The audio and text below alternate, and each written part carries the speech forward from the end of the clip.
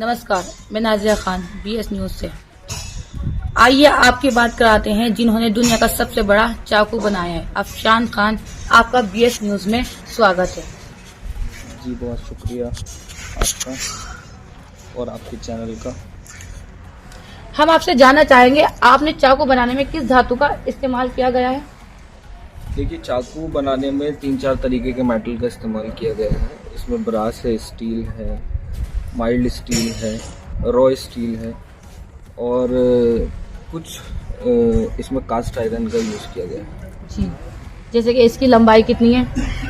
इसकी लंबाई अगर आप देखें कि कंप्लीट चाकू की तो 6.10 मीटर है और जो इसकी चौड़ाई है वो ऑलमोस्ट 2.5 से 3 फीट के अराउंड है। और इसमें काफ़ी स्पेशलिटी जो है वो ये है कि ये इजीली रस्टेड नहीं हो सकता और जो इसका ब्रास है वो बहुत हाई क्वालिटी का, बहुत प्रीमियम ब्रास यूज़ किया गया है जो कि इजीली काला नहीं पड़ेगा। जैसे कि आप देखते होंगे कि ब्रास का कोई भी आइटम है या कोई भी प्रोडक्ट है और वो कहीं पर आउटडोर में रखा हुआ है तो उस पर अगर पानी पड़ता है या बारिश होती है या धूप पड़ती है तो वो काला पड़ जाता है।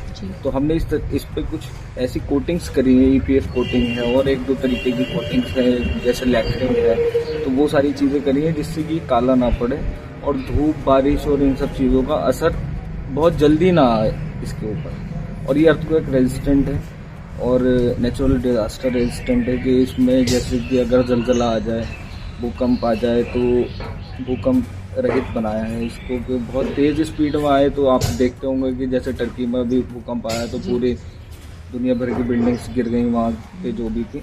लेकिन हमने अपनी तरफ से पूरी कोशिश ये करी है कि इसको बहुत इजीली कोई गिरा भी ना पाए और इसको जो है ये ख़राब भी ना हो। अच्छा, इसमें लागत कितनी लग चुकी है? देखिए, इसमें एक ये टेंडर रिलीज़ किया था डेवलपमेंट अथॉरिटी की तरफ से। वो कंप्लीट टेंडर था, उसमें हाई मास था और इसका जो था लैंडस्केपिंग था, इसमें जो पूरे प्रॉपर एरिया का था। लेकिन जो जैसे मैंने चाकू बनाया तो ये अराउंड 35 लाख का चाकू था और इसमें मेरे स्कोप ऑफ वर्क में 3 चीज़ें थी। इसमें कि एक पेडेस्टल बनाना था मुझे, सिविल वर्क में सिर्फ मेरे पास पेडेस्टल था और लाइटिंग थी। High mass light, apart from high mass light मैंने सिर्फ लाइटिंग करी है जो चाकू पे लिटअप है और क्या बोलते हैं इसका पेडेस्टल बनाया और इसका चाकू बनाया। आपने दुनिया का सबसे बड़ा चाकू बनाया, आपको प्रशासनिक पत्र भी मिला, आपको कमिश्नर साहब ने सम्मानित भी करा, तो आपको कैसा लगा? देखिए, ये मेरे ही नहीं पूरे रामपुर के लिए गौरव की बात है कि दुनिया का सबसे बड़ा चाकू हमने बनाया और रामपुर में ही इसको इंस्टॉल किया। और चाकू अपने आप में रामपुर की बहुत नायाब चीज़ है और चाकू का जो इतिहास है वो बहुत बड़ा है। लगभग 200 साल पुराना इसका इतिहास है। नवाब रामपुर इसको लेकर आए थे, जर्मन से इसकी टेक्निक लेकर आए थे, लेकिन रामपुर के कारीगरों ने इसमें टेक्निकलिटी कुछ चेंज की थी और इसको बटन वाला चाकू बनाया था। और ये उस टाइम पर जो स्टाइल था ये दुनिया का सबसे एंशियंट स्टाइल माना गया था और सबसे ही मतलब लेटेस्ट टेक्नोलॉजी पर काम हुआ था। उस टाइम पर देखिए मशीनरी तो थी नहीं, 200 साल पहले तो गाड़ी भी नहीं थी, लोग बैलगाड़ी पर चलते थे। लेकिन उस दौर में हमारे यहाँ के कारीगरों ने इसको जो जिन टेक्निक्स पर बनाया तो बटन वाला चाकू बनाया और इसको बहुत फेमस किया और ये बॉलीवुड में भी बहुत फेमस हुआ, लेकिन एक नेगेटिव रोल लेकर। जहाँ तक जाहिर था कि इस चाकू को जो था ना, इसको एकदम से इसकी कारीगरी को लगभग कोई 30 साल से दबा दिया गया था, 25-30 साल से, क्योंकि इसको नेगेटिवली लिया गया। हमने बात करी कमिश्नर साहब जिस टाइम पर DM थे यहाँ पर, तो मैंने उनको एक प्रपोज़ल किया कि सर ये जो है चाकू मैंने देखा रामपुर का और मैं बचपन से देखता आ रहा हूँ, तो इस चाकू की जो कारीगरी है वो उससे मैं बहुत फैसिनेट हूँ।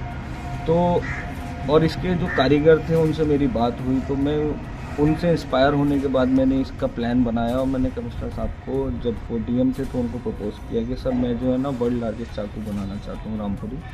जैसे कि स्विस नाइफ़ है, दुनिया में 3 तरीके की नाइफ़ चलती है, एक थॉम ब्राउनी नाइफ़ है, एक रामपुरी नाइफ़ है और एक स्विस नाइफ़ है।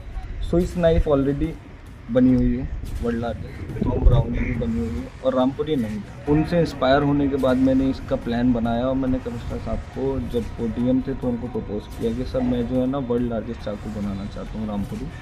जैसे कि स्विस नाइफ़ है, दुनिया में 3 तरीके की नाइफ चलती है, एक थॉम ब्राउनिंग नाइफ है, एक रामपुरी नाइफ है और एक स्विस नाइफ है। स्विस नाइफ ऑलरेडी बनी हुई है, वर्ल्ड लार्जेस्ट, थॉम ब्राउनिंग भी बनी हुई है और रामपुरी नहीं था। तो उनको ये मेरा आइडिया पसंद आया, उन्होंने फिर इसके ऊपर वर्कआउट शुरू किया। लगभग 2.5 साल लगे इसके वर्कआउट को करने में, क्योंकि इसका बजट बहुत ज़्यादा था। और अब तक रामपुर में ऐसा कोई नॉर्मली जो आप देखते होंगे कि हुनर की चीज़ है या कोई यहाँ का लोकल बिजनेस है, उसके लिए इतना बड़ा बजट को डेडिकेट करना, लेकिन उन्होंने किया। और इस प्लान के ऊपर जब हमने वर्कआउट स्टार्ट किया तो RDA के अंडर इसको लिया गया, डेवलपमेंट अथॉरिटी के अंडर, और इसमें काफ़ी सारी चीज़ें थी जिनको लेकर हमने काम किया। और जैसे कि आपने सवाल पूछा कि आपको कमिश्नर साहब ने सम्मानित किया, कमिश्नर साहब का जो है वो सम्मान जो है वो मेरे सर आँखों पर है। और दूसरी चीज़ ये है कि उनकी सपोर्ट हमेशा मेरे पास शुरू से ही है। इवन वो मेरे मेंटर हैं, मेरे एडवाइज़र हैं और मेरे काफ़ी चीज़ों में वो मुझे एडवाइस करते हैं। मैं उनसे पूछता भी हूँ, क्योंकि वो एक IAS अधिकारी हैं, तो जो उनका तजुर्बा है वो शायद मेरे पास नहीं है।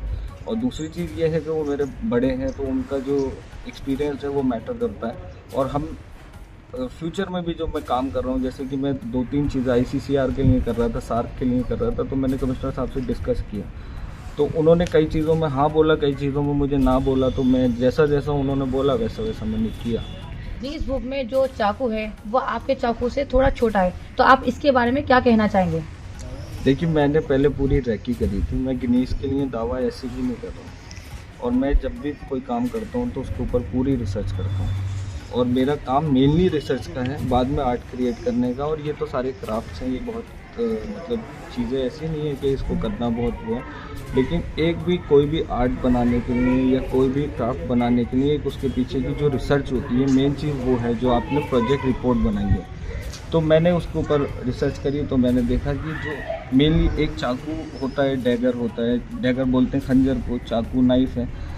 तो जैसे खंजर है वो बहुत छोटा है, गिनीज में दर्ज है, वो ओमान के किसी आर्टिस्ट ने बनाया था और वो ओमान के राजा के पास है, उन्होंने उनको दिया था, गिनीज में वो भी दर्ज है। जहाँ तक स्विस नाइफ की बात है, स्विस नाइफ भी गिनीज में दर्ज है। लेकिन हमने क्या बनाया, हमने एक मूर्त बनाई है चाकू की। हमने चाकू, वो दिख रहा है लेकिन वो चाकू है नहीं, आप उससे कुछ भी काट नहीं सकते, आप फल नहीं काट सकते, सब्जी नहीं काट सकते, लेकिन वो आपको दिखेगा चाकू की तरह। तो हमने एक स्कल्पचर बनाया, जो स्कल्पचर दर्ज है गिनीज में, वो 6.1 मीटर का है और हमने 6.10 मीटर का बनाया। तो हमारे चाकू में और उसके चाकू में 0.9 मीटर का फ़र्क है। और हमने जो गिनीज को प्रस्ताव भेजा है उसमें यही चीज़ हमने मेंशन करी है कि हमारा जो चाकू है, जो पिछला चाकू है, उसके रिकॉर्ड को ब्रेक कर रहा है। तो उनकी हमारे पास वाया मेल बात चल रही है हमारी, और मेरी ही नहीं बल्कि ज़िला प्रशासन की पूरी बात चल रही है। ADM साहब इसमें एक्टिवली इन्वॉल्व हैं और DM साहब भी इसमें एक्टिवली इन्वॉल्व हैं, और कमिश्नर साहब के नेतृत्व में ये सारी चीज़ें हुई। उन्होंने इसके निर्देश दिए कि इसको गिनीज में रिकॉर्ड कराना है, एनी हाउ कराना है। तो पहले जैसे कि मैं बना रहा था तो ये 50 फीट का बना रहा था, अभी ये 24 फीट 25 फीट्स के अराउंड है। तो 50 फीट का जब मैं बना रहा था तो उस टाइम पर क्या था कि उसका बजट बहुत ज़्यादा था, तो वो बजट को थोड़ा कम किया गया, इसका साइज़ डाउन किया गया, और हम जो है ना इसको नेशनल हाईवे पर लगा देते। और नेशनल हाईवे जो है वो ऑलरेडी अंडर कंस्ट्रक्शन है, तो वहाँ से नो ऑब्जेक्शन सर्टिफिकेट, जिसको NOC बोलते हैं, वो नहीं मिल पाया था हमें। लेकिन उसमें काफ़ी सारी चीज़ें ये थी कि इसको करना ही करना है। कमिश्नर साहब खुद बहुत इसमें इन्वॉल्व थे और उन्होंने बोला भी था कि अफशान इसको जो है ग्राउंड लेवल पर लाना है एनी हाउ। तो हमने फिर जो भी संभावित चीज़ें थी उनको लेकर और इसके लिए आगे बढ़े और इसको हमने ग्राउंड लेवल पर लेकर आए। आज आप लोगों के सामने हैं, आज आप वहाँ जा सकते हैं, विजिट कर सकते हैं, पब्लिक के लिए खोल दिया गया उसको। अफशान भाई, जैसे कि आपने देखा रामपुर में बहुत सारी चीज़ें फेमस हैं, टोपी है, वायलिन है एंड पतंग है, तो आप क्या और भी चौराहों पर ऐसी कुछ चीज़ बना रहे हैं जो लगाई जा सके? देखिए, मैं इस चीज़ को अभी नहीं बोलूँगा, क्योंकि जब तक ज़िला प्रशासन मुझसे नहीं कहेगा कि अफशान आपको ऐसा कुछ करना है या कुछ आप आइडिया दो कि किस तरीके से हम काम करें, या आप ये बताइए कि इसमें हम क्या नई चीज़ ऐड कर सकते हैं। तो मेरा मेजरली काम क्या है, मेरा मेजरली काम है यूनिकनेस को बढ़ावा देना। और जो सोशल नॉर्म्स हैं आर्टिजन्स के लिए, जो सोशली वो परेशान हैं किसी चीज़ को लेकर, जो आर्टिजन्स हैं हमारे छोटे कारीगर जो हैं, एमएसएमईज जो हैं या और भी छोटे कारीगर हैं जो हाथ का ही सिर्फ काम करते हैं, उनको बढ़ावा देना। अब जैसे पतंग का कारोबार है रामपुर में, तो पतंग का कारोबार ज़रूरी नहीं है कि मैं ही बनाऊं, हो सकता है कि पतंग जो बनाते हैं वही बनाएं, लेकिन मेरा कहना यह है कि रामपुर की जो भी स्पेशलिटीज़ हैं, जैसे कि पतंग, वायलिन, टोपी, चाकू, ये जो 4 चीज़ें या जरी जरदोजी 5 चीज़ें, इसको जो है नए आदमी को आप कैसे दिखाओगे?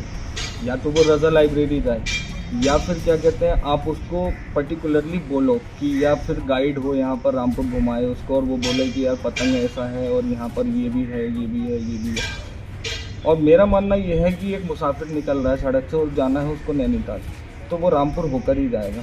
तो रामपुर के मुख्य चौराहे जो हैं उन पर लगाई जाएँ ये चीज़ें, तो वो ऑटोमेटिकली खुद ही देख लेगा, और वो देखेगा तो जाहिर बात है रुकेगा, देखेगा, फिर उससे क्या होगा कि उसके माइंड में एक फिगर क्रिएट होगी, एक इमेज क्रिएट होगी कि रामपुर में जो है ये चीज़ क्यों लगी है, फिर वो सर्च करेगा, तो ऐसे बिजनेस बढ़ेगा रामपुर में। और जब बिजनेस बढ़ेगा तो वही कारीगर जो यहाँ के काम करने वाले हैं उनको बिजनेस मिलेगा, तो उनकी आर्थिक स्थिति सही है उससे। तो मैं जब तक जिला अधिकारी या जिला प्रशासन हमें नहीं बोलता है या डेवलपमेंट अथॉरिटी कोई इस तरीके का प्लान नहीं बनाती है, तब तक मैं कोई दावा नहीं कर सकता कि क्या बनाऊंगा। लेकिन हाँ, अगर मुझे मौका मिलेगा तो वायलिन का मैंने बोला हुआ है। वायलिन जो है वो एक सैन फ्रांसिस्को में लगा हुआ है, लगभग कोई 37 या 47 फीट का, और मैं चाहता हूँ कि मैं उस रिकॉर्ड को ही ब्रेक करूँ। और वायलिन की चल रही है मेरी बात, अब देखते हैं कि वो कहाँ तक पहुँच पाती है और कितना ग्राउंड लेवल पे वो वर्कआउट करता है, क्योंकि कमिश्नर साहब को मैंने प्रपोज किया है उसके लिए भी, और वो एक्टिविटी की चल रही है मेरी बात। अब देखते हैं कि वो कहाँ तक पहुँच पाती है और कितना ग्राउंड लेवल पे वो वर्कआउट करता है, क्योंकि कमिश्नर साहब को मैंने प्रपोज किया है उसके लिए भी, और वो एक्टिवली, आपको जैसे पता है कि वो कल्चरली बहुत एक्टिव रहते हैं। वो 2 चीज़ों को बहुत मान सम्मान देते हैं, कला को और किसान को। तो कृषि और कला, ये 2 उनकी, वैसे तो हर एक चीज़ में वो एक्टिव है, लेकिन मोर एक्टिवली जो है वो, क्योंकि किसान घर से वो खुद भी बिलोंग करते हैं और कला के क्षेत्र में उनका खुद बहुत ज़्यादा इंटरेस्ट है। तो जैसे कि हमारे लोकल आर्टिजन्स हैं, जो कारीगर हैं, आप मंडल में अगर देखो तो पूरे मंडल में ही बहुत सारी चीज़ें हैं, और हमारे मंडल की खास बात यह है कि आप 10 कदम आगे चलोगे आपको नई कारीगरी मिलेगी, जैसे ही आप आगे बढ़ोगे नई कारीगरी मिलेगी। आप अमरोहा चले आओ, वहाँ पर इकलौती जगह है अमरोहा पूरी दुनिया में जहाँ पर ढोलक बनती है। तो मैंने ढोलक के लिए प्रपोज किया है, और अनटिल अनलेस या मोर ओवर कभी ना कभी वो चीज़ भी ग्राउंड लेवल पर आपको दिखेगी। और शायद जैसे मंडल आयुक्त का हमारे कार्यकाल समाप्त हो गया था और उनका एक्सटेंशन हुआ है, तो हमारी कोशिश रहेगी कि उनकी मौजूदगी में ही ये सारी चीज़ें संपन्न हों, और वो जैसी जैसी होंगी तो आप लोगों को दिखेंगी। और वो मीडिया कर्मियों को तो हम वैसे भी इनवाइट करके पहले से ही बता देते हैं, और जो पब्लिकली है उसको फिर अच्छे से इनॉग्रेट करेंगे जैसे कि हमने चाहते थे। चलिए अफशान भाई, आपका बहुत बहुत धन्यवाद कि आप हमारे चैनल से जुड़े। आपने रामपुर का नाम रोशन करा, आपने रामपुर के नाम को बुलंद करा है। जैसे कि लोगों ने पहले रामपुर में बहुत सारे चाकू हुआ करते थे, लेकिन लोग इतना जानते नहीं थे, लेकिन जब से अफशान भाई ने इतना बड़ा दुनिया का चाकू बनाया है तो लोग उसको पहचानने लगे। आते जाते चौराहे पर लोग देखते हैं उस चाकू को, उसकी कारीगरी को देखते हैं। इसलिए मैं अफशान भाई का बहुत शुक्रिया करना चाहूँगी, धन्यवाद बोलना चाहूँगी, और आप हमारे चैनल से जुड़े उसके लिए बहुत बहुत धन्यवाद। बहुत शुक्रिया आपका और आपके चैनल का बहुत बहुत धन्यवाद, और मैं आपकी पूरी टीम का बहुत शुक्रिया अदा करना चाहूँगा।